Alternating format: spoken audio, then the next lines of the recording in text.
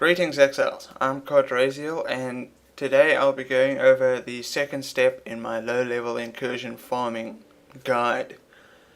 And this time we're in the city of Sarn, and not much has changed in terms of gear. First of all, the one big gear change, which is probably something you would have found in the temple while farming the ledge, that is the Sacrificial Heart. Now what this does is it gives us a substantial amount of flat damage. It gives us some extra movement speed when we use our Val rain of arrows, and it just gives us some life gain on hit as well, which since we're using a quill rain and rain of arrows can be quite beneficial. So you probably will have found one of these in the temple from the Omnitect while you were farming the ledge. In fact, I'm pretty sure you found at least one in that time. Other than that, the only other major gear change I've made is I've picked up a Foxshade. Now Foxshade for me seemed like an upgrade to Brisk Wrap, just because it adds that flat physical damage and quite a bit of evasion and more movement speed. So you're basically just using the same gear you were for the ledge, check that video if you haven't already, and a Sacrificial Heart and a Foxshade. As for strategy, things are a little bit different now because it takes us quicker to level past the threshold where Alva appears. So we want to be avoiding killing monsters when we've got all of our buffs up.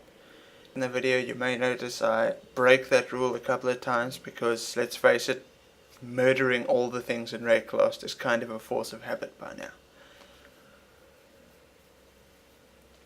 In addition to that, since we don't really gain much from leveling to 33, what I do is, for the Scouring Orb Wisdom Scroll D-level process, I go all the way from 32 to 33 and 95%, and then I D-level.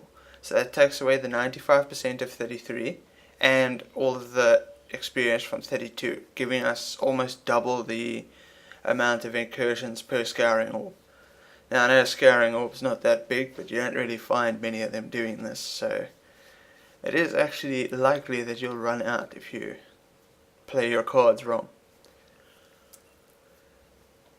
In terms of clearing strategy, what you want to do is you want to come in from the waypoint or the door, whichever one is closer, find Alva, and then look for your nearest visible exit, same as on the ledge. If you can't see it, just keep going towards the other side. In terms of the temples themselves, be sure to clear only what you need to open rooms, and also just pick the architects. Now at this point, since leveling gear is no longer a priority, I would avoid the rooms that get the valuable item at level 3. Now you are still going to get them from time to time, but your focus should be on currency rooms, sacrificial rooms, the corruption room, and the gem room, provided you actually have gems that you need to double corrupt.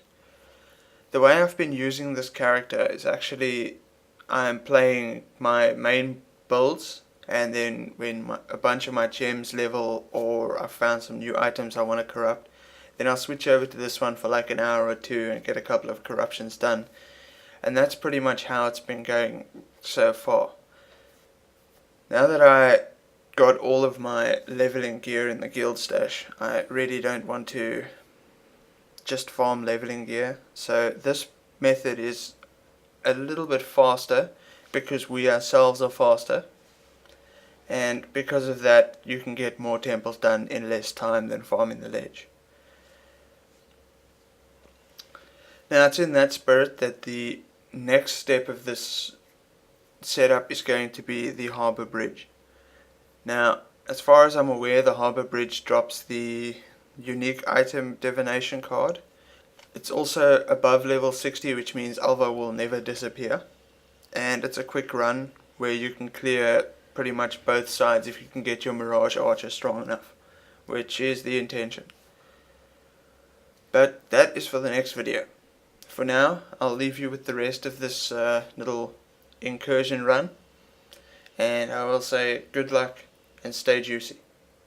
And like and subscribe.